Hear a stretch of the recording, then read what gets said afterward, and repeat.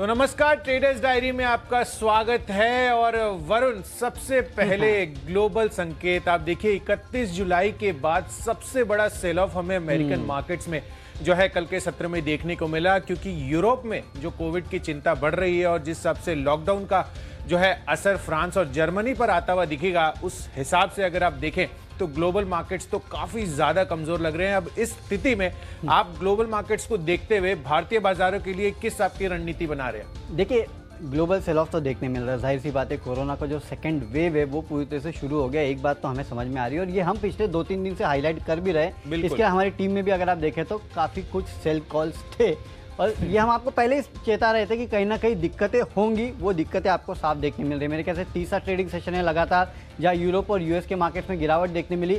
हालांकि हम कुछ दिनों से आत्मनिर्भर थे, लेकिन पता नहीं वो आत्मनिर्भरता अब कितने काम आएगी, क्योंकि ग्लोबल सेल ऑफ देखने मिल रहा है।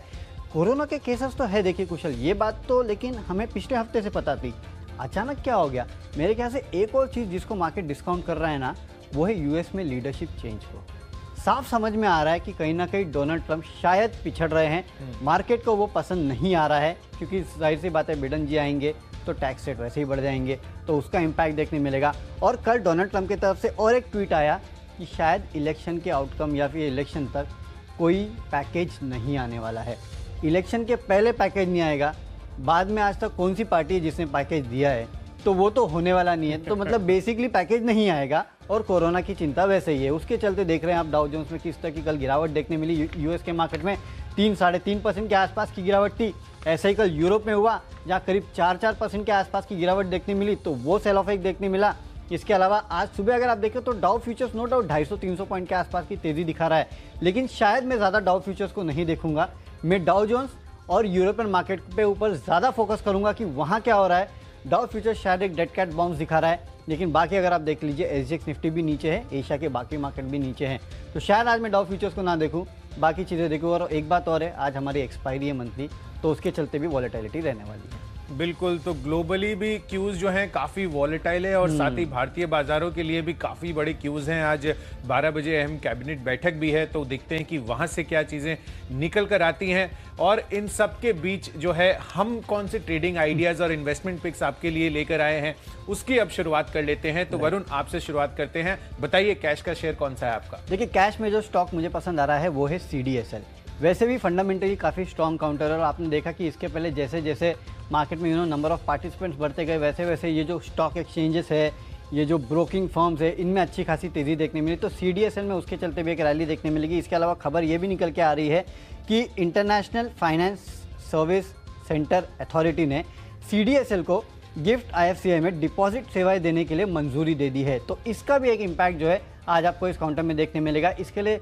ये उन चुनिंदा स्टॉक्स में से है जिनमें आज आपको खरीदारी करके चलना चाहिए। चुनिंदा इसके लिए कह रहा हूँ क्योंकि हमारी टीम में आज काफ़ी सारे सेल आइडियाज़ भी है पिछले 2 दिन के तरह ही। तो इसके लिए यहाँ पे खरीदारी करके चलिए। 475 का एक टारगेट रखिएगा, 455 का स्टॉप लॉस आप रख सकते हैं। कुशल, कैश में तो बिकवाली कर नहीं सकते, क्या खरीदोगे? सही कहा वरुण आपने। और कैश में जो मैंने स्टॉक चुना है वो बैंकिंग स्पेस से है, जिसके कल पोस्ट मार्केट नंबर्स आते हुए दिखे हैं और काफी बेहतरीन नंबर्स आप देखिए यू स्मॉल फाइनेंस बैंक के आते हुए नजर आ रहे हैं। और अगर मैं इनके नंबर्स की बात करूं तो एसेट क्वालिटी में बहुत ही शानदार जो है हमें इंप्रूवमेंट देखने को मिली है। 2.01% था, इस अब जो है 1.54% जो है कंपनी की GNP आती हुई नजर आई है। साथ ही कंपनी का मुनाफा, यहाँ पर तो मैं नंबर देख के चौंक गया, 87% की बढ़त आपको इनके मुनाफे में देखने को मिली है। और साथ ही प्रोविजनिंग भी अगर मैं बात करूं तो 6-7% की गिरावट वहां पर रही है। तो ओवरऑल अगर आप नतीजे देखेंगे तो काफी बेहतरीन रहे थे। कल के सत्र में जैसे कहते हैं कि नतीजों के पहले जो है एक एक्सपेक्टेशन बिल्डअप होती है और स्टॉक चढ़ता है, पर वो कल हमें नहीं देखने को मिला। तो मुझे लग रहा है कि वो जो मूवमेंट है वो कहीं ना कहीं इनके नतीजों के आधार पर ड्यू है आज, और इसीलिए कैश स्पेस में यहाँ पर आपको खरीदारी करने की राय है। 825 का टारगेट रखिए, 790 रुपए का आपको स्टॉप लॉस रखना होगा। इसके अलावा अब अपनी अगली जो कैटेगरी है वो है फ्यूचर्स की, जिसमें मैंने स्टॉक चुना है मेटल काउंटर से, वो है हिंडाल्को का। आप देखिए ग्लोबली जो है अब तो कोई अब ऐसा कोई थॉट नहीं है, कोई डाउट नहीं है कि कोविड की जो चिंता है वो लगातार यूरोप और साथ ही अमेरिका में बढ़ती जा रही है। तो वो जो केसेस बढ़ रहे हैं, आप देखिए ग्लोबली जब भी सेल ऑफ हमें देखने को मिलता है, मेटल काउंटर्स जो है वहां पर सबसे पहले हमें इंपैक्ट देखने को मिलता है। तो हिंडाल्को हाई बीटा काउंटर है, तो इसीलिए मैंने इसके फ्यूचर्स को आपको बेचने की राय दे रहा हूं। मैं 163 का टारगेट इसमें बनाइए, 173 रुपए का आपको स्टॉप लॉस रखना होगा। वैसे भी इनकी एरलिस और नोवेलिस जो है यूएस और यूरोप में अच्छा खासा फोकस है उनका, और बेसिकली वहीं की कंपनियां हैं, तो उसका इम्पैक्ट तो नंबर्स पे सीधा होगा अगर वहाँ लॉकडाउन बढ़ जाएगा तो फ्यूचर्स तो वैसे ही बेचना चाहिए, साथ साथ फंडामेंटल भी वीक हो जाएगा। बिल्कुल, और काफी रनअप भी हुआ था हिंडाल्को में हाल फिलहाल अगर हम देखें तो 110 115 के लेवल से 170 के लेवल्स पर भी पहुंचता हुआ नजर आया, और जिस हिसाब से वापस से एक यू टर्न हमें देखने को मिल रहा है इकोनॉमी स्लोडाउन की वजह से और जो कोविड की वजह से, कहीं ना कहीं यहाँ पे जो टायर मेटल स्पेस ही अगर आप देखें तो आज वीकनेस दिखा सकता है। चलिए, तो आप कह रहे हैं कि मेटल स्पेस वीकनेस दिखाएगा, तो मैं भी मेटल्स को ही बेच देता हूँ। तो JSPL मैं बेच देता हूँ क्योंकि हाई बीटा काउंटर वैसे भी है, और देखिए जाहिर सी बात है ग्लोबली अगर सेल ऑफ होगा तो उसका सीधा इंपैक्ट जो है इन कमोडिटीज़ पे पड़ता है। तो कमोडिटी रिलेटेड स्टॉक्स जितने हैं ना उनकी धुलाई होने वाली है। तो JSPL जो है उसके फ्यूचर्स में आप बिकवाली करके चलेगा, 191 के आसपास ये ट्रेड कर रहा है, 2 रुपये का स्टॉप लॉस रखिए महज 193 के आसपास का, 185 के लक्ष्य के लिए इंट्राडे में आज आप इस काउंटर को ट्रेड कर सकते हैं। तो फ्यूचर्स मैंने आपको बता दिए, अब चलते हैं ऑप्शंस की तरफ। तो ऑप्शंस में भी एक बिकवाली का ही कॉल दे रहा हूँ, लेकिन एक दिग्गज में बिकवाली का कॉल दे रहा हूँ, तो ये आप समझ लीजिए, और वो है इन्फोसिस। अगर आप ओवरनाइट देखें ना तो इन्फोसिस के ADR में अच्छी खासा प्रेशर जो है वो देखने मिला, जो कि दर्शा रहा है कि आज जब इंडियन मार्केट्स खुलेंगे तो प्रेशर होगा, और इन्फोसिस जैसे काउंटर जो है उनमें भी अच्छा खासा दबाव आपको देखने मिल सकता है। वैसे भी कुशल पिछले 2 दिनों से आप लिंक तो कर ही रहे हो कि किस तरह से SAP और माइक्रोसॉफ्ट ने अपना जो गाइडेंस है उसको कम कर दिया है, तो उसका इंपैक्ट वैसे ही IT कंपनीज पे देखने मिल रहा है, और अगर ग्लोबल सेल ऑफ हो रहा है तो उसका असर भी आपको IT कंपनीज पे देखने मिलेगा। हो सकता है लंबे समय में अगर लॉकडाउन बढ़ जाए कहीं पे तो जिस तरह से IT कंपनीज को सबसे ज़्यादा फायदा हुआ वो होगा, लेकिन उसके लिए समय है। इंट्राडे में इन्फोसिस की पिटाई होने वाली है, इसके लिए 1070 का जो पुट ऑप्शन है उसको खरीद के चलेगा। 37.5 के लक्ष्य आपको देखने मिल सकते हैं। ज़्यादा नीचे स्टॉप लॉस मत लगाना, 30.5 के आसपास ही लगाना, तो स्ट्रिक्ट स्टॉप लॉस के साथ ट्रेड कीजिएगा, और 37.5 का आपको इंट्राडे में इन्फोसिस के 1070 के पुट ऑप्शन में लेवल्स देखने मिल सकते हैं। बिल्कुल वरुण, तो आई से आपने बताया ऑप्शन ट्रेड के लिए, और उसी आई लेटर से मैंने भी चुना है स्टॉक, वो है इंडिगो का। आप आई फॉर एन आई चलिए, बिल्कुल। तो अगर आप देखें तो इंडिगो इसके ऑप्शन में आपको पुट ऑप्शन जो है उसमें खरीदारी करके चलनी है। इनफैक्ट वरुण, आई थिंक हमने पिछले 2-3 दिनों से इंडिगो में लगातार शॉर्ट रिकमेंड किए हैं, जिस हिसाब से वापस से कोविड की जो चिंता है वो बढ़ती हुई नजर आ रही है। इनफैक्ट अगर हम अमेरिकन मार्केट्स में भी देखें ना तो वहां पर जो भी लिस्टेड एयरलाइन कंपनियां हैं उनमें लगातार हमें प्रेशर देखने को मिल रहा है। जो अभी भारतीय बाजारों में जो भी इधर इस स्पेस में लिस्टेड है उन पर प्रेशर हमें अभी तक उतना ज्यादा आता हुआ नहीं दिखा है। तो यहाँ पर मुझे लग रहा है कि एक मुनाफा वसूली का ट्रेंड या फिर एक शॉर्ट टर्म जो है आप कह सकते हैं डाउनवर्ड ट्रेंड हमें इस स्टॉक में देखने को मिल सकता है। इसीलिए ऑप्शन की कैटेगरी में इंडिगो के पुट ऑप्शन को आपको खरीद के चलना है। इनफैक्ट ये जो नवंबर का कॉन्ट्रैक्ट है आपको इसमें अपडेट करना है, क्योंकि आज जो है अक्टूबर की मंथली एक्सपायरी है, तो यहाँ पर 76 रुपए का प्राइसिंग है इसका, और जो आपको टारगेट बनाना है वो करीब 90 रुपए का होगा, और जो स्टॉप लॉस रखना है वो 64 का है। तो ऑप्शन के जरिए आप इसमें ट्रेड कर सकते हैं। इंडिगो यहाँ पर एक शॉर्ट बन सकता है। इन्फोसिस के पुट में भी मैं आपको एक क्लैरिफिकेशन दे देता हूँ। जो मैं पुट ऑप्शन लेने की बात कर रहा हूँ ना वो नवंबर की बात कर रहा हूँ। ये जो आप स्क्रीन पे देख रहे हैं अक्टूबर का है 2.9 रुपीज़ का, इसमें ट्रेड मत करना। नवंबर का पुट ऑप्शन लेना, उसका CMP 31 का है, तो वहाँ पे आप 30.5 का स्टॉप लॉस रख सकते हैं। ये आपको याद रखना है, तो एक क्लैरिफिकेशन मैंने आपको दे दिया है। चलिए ठीक है, 3 स्टॉक्स बता चुके हैं, सूची अभी काफ़ी बाकी और काफ़ी सारे सेल कॉल्स है हमारे पास हमारी सूची में, सब आपको बताएंगे। अब बढ़ते हैं अपनी अगली कैटेगरी की तरफ। ऑप्शन तो हमने वरुण बता दिया हमने व्यूअर्स को अपने, पर अब जो अगली कैटेगरी है वो है टेक्नोपिक की, और टेक्निकल चार्ट्स के आधार पर PVR again like consistent short आप कह सकते हैं। और यहाँ पर लगातार जब भी हम बिकवाली का ट्रेंड ले रहे हैं वो एक्चुअली पैन आउट होता हुआ नजर आ रहा है। इनफैक्ट पिछले 2-3 दिनों से पहले आपने शुरू किया, फिर मैं दे रहा था इसको, और कल भी मैंने बताया था इसके बारे में कि इसको शॉर्ट करके चलें, और आज भी मुझे इसका जो कन्विक्शन है, अगर आप देखें तो जो शॉर्ट ट्रेंड है वो कहीं ना कहीं आज भी जारी रह सकता है। जिस हिसाब से ग्लोबल सेंटिमेंट खराब हो रहे हैं, लगातार पीवीआर में आपको बिकवाली नजर आ रही है। आप देखिए 1200 1250 के लेवल तक ये पहुंचा था और अब देखिए ऑलमोस्ट 1086 के लेवल्स तक ये आता हुआ दिख रहा है। तो फिर से जो है एक नीचे का ट्रेंड चालू होता हुआ नजर आ रहा है। तो 1050 का यहाँ पर आपको टारगेट बनाना है। आज भी 2-2.5% का फॉल हमें देखने को मिल सकता है और 1095 का आपको स्टॉप लॉस रखना होगा। डेफिनेटली एक अच्छा शॉर्ट कैंडिडेट है ये, लगातार पिटाई हो रही है 1200-1300 के लेवल के आसपास से, ये रुकने वाली नहीं है मुझे लगता है, राइट। चलिए ठीक है। टेक्निकली मुझे भी जो काउंटर वीक लगता है, देखिए वो है डीएलएफ। 170 के भाव से हम आपको लगातार कह रहे हैं कि इस काउंटर में बिकवाई करके चलिए और वहां से गिरते गिरते लगातार ये अब 156 के आसपास आ ये चुका आपका है। काफी बेहतरीन कैच रहा है डीएलएफ। जिस दिन इनफैक्ट हमारा कॉन्ट्रा हो गया था उस दिन की मैं कह रहा था कि रियल एस्टेट और बाकी जो सेक्टर्स हैं वो थोड़े से चलते हुए नजर आएंगे, पर डीएलएफ जो है उस दिन एक्चुअली 2-2.5% की गिरावट हमें देखने को मिली थी। तो काफी बेहतरीन डेफिनेटली, और ये गिरावट है ना कुशल अभी और भी जारी रहने वाली है, क्योंकि यहाँ पे मुझे दिक्कतें साफ दिखाई दे रही है। इस कंपनी के चार्ट में फ्री फॉल देखने मिल रहा है इस काउंटर में अच्छा खासा 170 से। मुझे लगता है अभी भी गिरावट थोड़ी बाकी है। एटलीस्ट ये काउंटर जो है 150 के लेवल के आसपास तक गिर सकता है, वहाँ जाके सपोर्ट लेगा। इसके लिए इंट्राडे में 151 के लेवल के लिए आसपास के लिए आपको यहाँ पे शॉर्ट करना है। फ्यूचर में 158 का आपको एक स्टॉप लॉस भी रखना है। याद रखिए आज मार्केट में गिरावट आएगी तो ये जो हाई बीटास है ना, इनमें अच्छा खासा दबाव देखने मिल सकता है। इसके लिए भी मैं यहाँ बिकवाली की सलाह दे रहा हूँ। अब बात करते हैं फंडामेंटली जो स्टॉक मुझे पसंद है वो है आरबीएल बैंक। इस कंपनी के कल नतीजे आए, नतीजे अच्छे थे इस कंपनी के। खासकर अगर आप कंपनी का मुनाफा देखें, 86 करोड़ का अनुमान था, 144 करोड़ पे आया है, यानी कि हमारे अनुमान से तो काफ़ी बेहतर है। और अगर आप इसको साल दर साल देखें तो 54 करोड़ से बढ़ के 144 करोड़ पे है। एनपीएस सुधरे हैं 3.5% से गिर के 3.3% के आसपास है। लेकिन साथ साथ और एक खबर आई कि मैपल के 9.5% हिस्सेदारी के अधिग्रहण के लिए आरबीआई से मंजूरी मिल गई है, यानी कि मैपल करीब 1000 करोड़ के आसपास का निवेश जो है यहाँ पे करने वाला है। तो उस खबर का असर भी जो है आज आपको आरबीएल बैंक में देखने मिलेगा। इसके लिए यहाँ खरीदारी कर सकते हैं। इंट्राडे के लिए 185 के लक्ष्य के लिए 176 का आपको एक स्टॉप लॉस रखना है। बिल्कुल, मुझे याद है ये खबर जो है हमने देखी थी और मार्केट आज के दौरान ही जस्ट मतलब मार्केट बंद ही हो रहा था और खबर आ गई, उसी टाइम ये खबर आती हुई दिखी थी। तो आज देखिए उसका एक्शन जो है, उस खबर का इम्पैक्ट जो है आज हो सकता है आरबीएल बैंक में आपको देखने को मिले।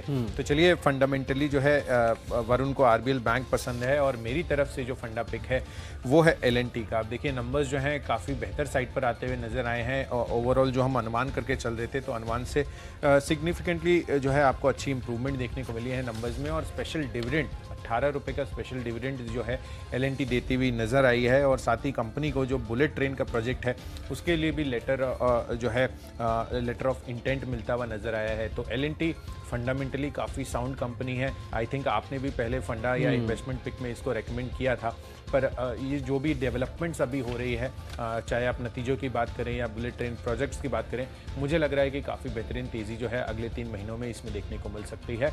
और काफ़ी अंडर परफॉर्मिंग स्टॉक्स रहा है, अभी बहुत ज़्यादा रनअप अभी तक हमने इसमें देखने को नहीं मिला है, पर अब कहीं ना कहीं साइकिल जो है वापस से रिवर्स होती हुई नजर आ रही है। तो एलएनटी 1200 के टारगेट के लिए खरीदारी कीजिए। 3 महीने की अवधि आपको इस पर जो है आपका होल्डिंग पीरियड होगा। और अपनी जो अगली कैटेगरी है वरुण, जिसके बारे में हमने व्यूअर्स को बताया था, वो है इन्वेस्टमेंट पिक। और इन्वेस्टमेंट के लिहाज से एशियन पेंट्स काफ़ी बेहतरीन स्टॉक नज़र आ रहा है। आप देखिए कभी भी मार्केट में बहुत ज़्यादा अनसर्टेनिटी भी आती है तो ये स्टॉक में उतना ज़्यादा हमें उछाल या गिरावट देखने को नहीं मिलती है। तो अगर आप देखेंगे तो काफ़ी कंसिस्टेंट परफॉर्मर रहा है। इनफैक्ट 33% का 5 साल का औसत रिटर्न ऑन कैपिटल एम्प्लॉयड हमें देखने को मिल रहा है। और कच्चा तेल, ये एक बहुत बड़ा क्रूड डेरिवेटिव जो इनका ओवरऑल कॉस्ट ऑफ प्रोडक्शन में करीब 22-23% हिस्सा रखता है, वहाँ पर काफ़ी बेहतरीन जो है आपको गिरावट देखने को मिली है। इनफैक्ट अभी भी $40 के नीचे क्रूड आता हुआ नजर आ रहा है। तो कहीं ना कहीं इनको इस चीज़ का काफ़ी फायदा मिलता हुआ नजर आएगा। और जो आगे के नंबर्स आएंगे, आप देखिए फेस्टिव डिमांड भी जो है वो कहीं ना कहीं एशियन पेंट्स के लिए काफ़ी पॉजिटिव साबित हो सकती है। और नए प्रोडक्ट लॉन्चेस भी उन्होंने किए हैं जिस हिसाब से कोविड को ध्यान में रखते हुए अगर आप बात करेंगे तो एशियन पेंट्स काफ़ी बेहतरीन स्टॉक है। यहाँ पर जो है आपको 20 से 25% तक का रिटर्न जो है अगले 6 महीनों में आता हुआ दिख सकता है, क्योंकि सेल्स के नंबर्स भी आपको Q3 Q4 में रिफ्लेक्ट होते हुए नजर आएंगे। तो एशियन पेंट्स खरीद कर चले, 2500 का लक्ष्य रखिए, 6 महीने का आपका होल्डिंग पीरियड होगा। डेफिनेटली कुशल, अगर लोग पेंट खरीदेंगे तो जाहिर सी बात है लोग बिस्किट, डेयरी प्रोडक्ट्स क्लास तो ज़रूर खरीदेंगे, इसके लिए मैंने ब्रिटानिया ले लिया। वैसे भी देखिए मार्केट में अगर गिरावट आएगी ना तो एफएमसीजी कंपनीज जो है वो एक बहुत सेफ बेट होती है जहां आप अपना पैसा जो है वो पार्क कर सकते हैं। और वैसे भी ग्लोबल अनसर्टेनिटी के बीच में फोकस अगर कहीं करना है तो वो लोकल पे करना है, ये हम आपको लगातार कहते भी आए हैं। माफ़ कीजिएगा। लोकल में आपने एशियन पेंट्स ले लिया, घरेलू डिमांड इसको पूरा ड्राइव करती है। ब्रिटानिया को भी जो घरेलू डिमांड है वो पूरी तरह से ड्राइव करती है। मुझे लगता है ये जो लेवल्स पे ट्रेड कर रहे हैं लेवल्स काफ़ी अच्छे हैं, यहाँ से खरीदारी करके चलेगा। 4,500 के लेवल आपको 6 से 8 महीने में देखने मिलेंगे। फंडामेंटली कंपनी काफ़ी स्ट्रांग है, पूरा धंधा इंडिया में ज़्यादातर इनका है। और देखिए जो घरेलू कंजम्पशन है वो अगले कुछ दिनों तक आपको पूरी तरह से ड्राइव करते हुए दिखाई देगा। फेस्टिवल डिमांड की जब नंबर्स भी आएंगे तो उसका इम्पैक्ट भी आपको यहाँ पे नंबर्स पे देखने मिलेगा। तो इन सब चीज़ों के चलते ब्रिटानिया का ऐसा काउंटर है जिसको आपको अपने पोर्टफोलियो में रखना चाहिए। 4,500 के आसपास के लेवल जो आपको 6 से 8 महीने में देखने मिलेंगे, यानी करीब करीब 900 से 1,000 रुपये के आसपास का अपसाइड। अब बात करते हैं खबरों वाले स्टॉक की। तो खबरें हैं अजंता फार्मा में। अब खबर ये है कि 3 नवंबर को इस कंपनी की बोर्ड की बैठक है और ये कंपनी भी उन्हीं कंपनियों की लीग में है जो बायबैक कर रही है, यानी कि इस कंपनी का बोर्ड जो है 3 नवंबर को बायबैक के ऊपर विचार करने वाला है। तो इस खबर का असर जो है आपको इस कंपनी पे आज इंट्राडे में देखने मिल सकता है। 1586 के आसपास ट्रेड कर रहा है, 1630 के लेवल के लिए आज आपको इसको अप्रोच करना है। 1570 का एक स्टॉप लॉस रखिएगा। हमने अब तक देखा है कि जितने भी बायबैक आए हैं अच्छे खासे प्रीमियम पे आए हैं कुशल, और मुझे लगता है यहाँ भी एक प्रीमियम पे आपको अच्छा खासा बायबैक आते हुए दिखाई दे सकता है। इसके लिए आज यहाँ खरीदारी करके चल सकते हैं 1630 के लेवल के लिए। ये तो कंजर्वेटिव लेवल है, अगर मार्केट ने इसको काफ़ी पॉजिटिव लिया ना तो हो सकता है 1700 का लेवल भी आपको ये काउंटर दिखा दे सकता है, लेकिन 1630 मेरा टारगेट इंट्राडे का है जहाँ पे आप खरीदारी कर सकते हैं। बिल्कुल वरुण, तो बायबैक वाला ट्रिगर हमने काफ़ी कंसिस्टेंटली कैच किया है। आप देखिए लगातार पहले टीसीएस, फिर विप्रो और अभी अजंता फार्मा भी हमें देखने को मिल रहा है। तो जिस हिसाब से अब कंपनियां जो है या तो बायबैक या राइट्स इशू पर फोकस कर रही हैं, वो काफ़ी बड़ा ट्रिगर जो है स्टॉक प्राइसेस के मूवमेंट में हमें देखने को मिल रहा है। तो अजंता फार्मा यहाँ पर ध्यान रखिए, काफ़ी बेहतरीन जो है ट्रिगर पॉइंट है आज के लिए। पर खबरों के आधार पर मैंने जो स्टॉक चुना है वो है पिडिलाइट का। आप देखिए जो हंट्समैन ग्रुप है यूएसए का, उसकी एक सब्सिडियरी है भारत में, उसको वो भी अधेसिव्स वगैरह बनाती है। तो इंडियन मार्केट्स में इनकी एक और एक्विजिशन स्प्री आप कह सकते हैं पिडिलाइट की आती हुई नजर आई है। 2100 करोड़ में ये इसका अधिग्रहण करेंगी और 100% हिस्सेदारी पूरी की पूरी जो है इस सब्सिडियरी में ये लेते हुए नजर आएंगी। तो पिडिलाइट उस लिहाज से काफ़ी बेहतरीन स्टॉक है और यहाँ पर आप देखिए फंडामेंटली भी काफ़ी पॉजिटिवनेस जो है इस स्टॉक में रही है। 60% मार्केट शेयर इनका ओवरऑल अगर आप एडहेसिव्स की बात करेंगे तो कहीं ना कहीं पिडिलाइट काफ़ी बेहतरीन नंबर्स, इनफैक्ट जो ये खबर आई है ये काफ़ी पॉजिटिव है इसके लिए। तो इसमें खरीदारी कर चलिए। आज के लिए 3 से 4% का गेन आप एक्सपेक्ट करके चलते हैं। 1560 का टारगेट बनाइए, 1500 रुपये का आपको स्टॉप लॉस रखना होगा। तो चलिए ये तो हो गई खबरों के दम पर जो हमने आपको स्टॉक्स बताए हैं। पर अपनी जो अगली कैटेगरी है वो है माई चॉइस की, जहाँ पर हम आपको 3 स्टॉक्स बताते हैं हमारी चॉइस के, जिसमें टाइटन, यहाँ इसके फ्यूचर्स को आपको बेच के चलना है। आप देखिए ये तीनों के तीनों स्टॉक्स जो है माई चॉइस में मेरी बिकवाली के हैं और ये ग्लोबल अनसर्टेनिटी और जो कोविड के केसेस बढ़ रहे हैं उसको ध्यान में रखते हुए हैं। और ये कंसिस्टेंट शॉर्ट जब मार्च के लेवल्स पे भी हमने देखा था कि जब कोविड के केसेस काफ़ी बढ़ रहे थे तो ये सब स्टॉक्स में ही हमने आपको कंसिस्टेंट शॉर्ट रेकमेंड किया था और इस बार भी कहीं ना कहीं फिर से वो साइकिल लौटती हुई नजर आ रही है। तो टाइटन के फ्यूचर्स आपको बेचकर चलना है 1175 के टारगेट के लिए, 1240 का स्टॉप लॉस रखना होगा। इसके अलावा भारत फोर्ज, ये भी कंसिस्टेंट शॉर्ट हम पिछले 2-3 दिनों से आपको बताते आ रहे हैं, जब से जो है कोविड के केसेस यूएस और खासकर यूरोप में बढ़ते हुए नजर आए हैं। इनफैक्ट अगर मैं आपको इसका रेवेन्यू काउंट बताऊं तो यूएस से वरुण करीब 40% रेवेन्यू इनका आता हुआ नजर आ रहा है और जिस हिसाब से केसेस आ रहे हैं वहां पर वो काफ़ी बड़ा नेगेटिव इंपैक्ट जो है इस स्टॉक में लाता हुआ नजर आ सकता है। कल भी ये गिरावट का ट्रेंड दिखा रहा था। तो 445 के टारगेट के लिए यहाँ पर भी आपको शॉर्ट कर चलना है, 465 का आपको स्टॉप लॉस रखना होगा। और तीसरा माई चॉइस स्टॉक है मेरी सूची में गोदरेज प्रॉपर्टीज़ का। आपने डीएलएफ चुना और मैंने गोदरेज प्रॉपर्टीज़, ये एकमात्र फ्यूचर का स्टॉक था जो हम शॉर्ट करके चल सकते थे। तो रियल एस्टेट स्पेस जो है, जो हाल फिलहाल अच्छी खासी जो तेज़ी बनी थी वो कहीं ना कहीं अब फिर से गवाता हुआ नजर आ सकता है। तो 964 के टारगेट के लिए यहाँ पर बिकवाली कर चले और 1005 रुपये का आपको स्टॉप लॉस रखना है। ओके, तो माई चॉइस में मेरे पास भी 3 बिकवाली के ही कॉल्स है आज और बेसिकली जो कंपनीज जिनका यूरोप और यूएस में एक्सपोजर है वहाँ आपको बिकवाली करके चलना चाहिए और टाटा मोटर्स से अच्छा और क्या हो सकता है। यहाँ पे बिकवाली करके चलिए। फ्यूचर्स में 130 के आसपास के लेवल आपको देखने मिलेंगे। महज ₹1 का स्टॉप लॉस रखना, क्योंकि अगर यहाँ से घूम गया तो फिर तेज़ी दिखा सकता है। मदरसन सुमी, यहाँ भी आप बिकवाली करके चल सकते हैं 103 के लेवल के लिए। 107 के आसपास का आपको एक स्टॉप लॉस रखना है। और इसके अलावा ONGC, वैसे तो काफ़ी गिर चुका है, लेकिन कच्चा तेल जितना गिरा है ना, वो आपको साफ दर्शा रहा है कि यहाँ से ONGC में और गिरावट होने वाली है। देखिए, वैसे भी कच्चा तेल अब $40 के नीचे आ चुका है और ग्लोबली अगर लॉकडाउन्स होते हैं तो उसका सीधा इम्पैक्ट जो है कच्चे तेल पे आएगा, क्योंकि डिमांड जो है वो कोलैप्स हो जाएगी। और इसी को रिफ्लेक्ट कर रहा है ब्रेंट क्रूड, वहाँ $40 के नीचे आ चुका है। मेरे ख्याल से ONGC यहाँ से और गिर सकता है, 66 के आसपास ट्रेड कर रहा है। 64.4 के टारगेट के लिए आज यहाँ अप्रोच कीजिएगा। 67 का आपको एक स्टॉप लॉस भी रखना है। तो चलिए, कुछ खरीदारी के कॉल्स, कुछ बिकवाली के कॉल्स, हमारी टीम पूरी हो चुकी है। एक बार फटाफट नज़र डाल लेते हैं कि कौन से स्टॉक्स को हमने अपने टीम में रखा है। सबसे पहले कैश का स्टॉक जो मुझे पसंद आता है वो है CDSL। खबरों के चलते आज यहाँ खरीदारी देखने मिल सकती है। 475 के लक्ष्य के लिए खरीदारी कीजिएगा। JSPL के फ्यूचर में बिकवाली कीजिएगा 185 के लक्ष्य के लिए। इन्फोसिस 1070 का पुट लीजिएगा, 37.5 के लक्ष्य देखने मिल सकते हैं। नवंबर की पुट की बात कर रहा हूँ मैं। DLF के फ्यूचर में बिकवाली कीजिएगा 151 के लक्ष्य के लिए। RBL बैंक नतीजे आए और खबरों के चलते भी यहाँ अच्छी खासी तेज़ी हो सकती है, 185 के लक्ष्य देखने मिल सकते हैं। इन्वेस्टमेंट के तौर पे ब्रिटानिया लीजिएगा, 6 से 8 महीने में 4,500 के लेवल देखने मिलेंगे। खबरें अजंता फार्मा में है, 3 नवंबर को बोर्ड की बैठक है बायबैक के लिए, इसके चलते आज तेज़ी होगी, 1630 के लेवल देखने मिलेंगे। टाटा मोटर्स का फ्यूचर बेचेगा 130 के लेवल के लिए। मदरसन सुमी फ्यूचर्स में बिकवाली कीजिएगा 103 के लेवल के लिए और ONGC का फ्यूचर बेच के चलिएगा। यहाँ भी 64.4 के लेवल्स आपको इंट्राडे में देखने मिल सकते हैं। और इन सब में से आज का मेरा जो सबसे बेस्ट पिक है वो है अजंता फार्मा। खबरों के चलते आज यहाँ अच्छा खासा उछाल देखने मिल सकता है। 3 नवंबर को बोर्ड की बैठक है बायबैक के लिए और हमने देखा है कि जब भी बायबैक की खबरें आती है तो उन स्टॉक में अच्छा खासा उछाल देखने मिलता है, तो उसी का रिफ्लेक्शन आज इस स्टॉक में भी होगा। खरीद के चलिए 1630 के लेवल के लिए।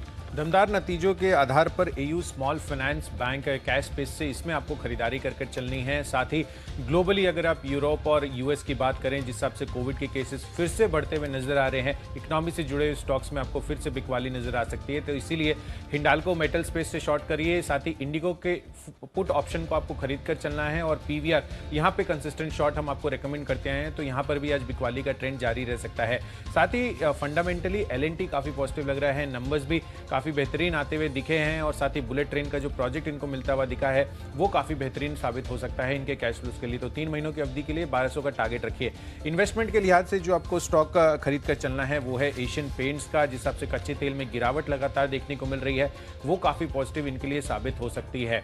साथ ही पिडिलाइट, यहाँ पर जो खबर आती हुई नजर आई है कि हंट्समैन ग्रुप की जो भारतीय सब्सिडियरी है उसको ये खरीदते हुए नजर आएंगे, वो काफी पॉजिटिव साबित हो सकता है।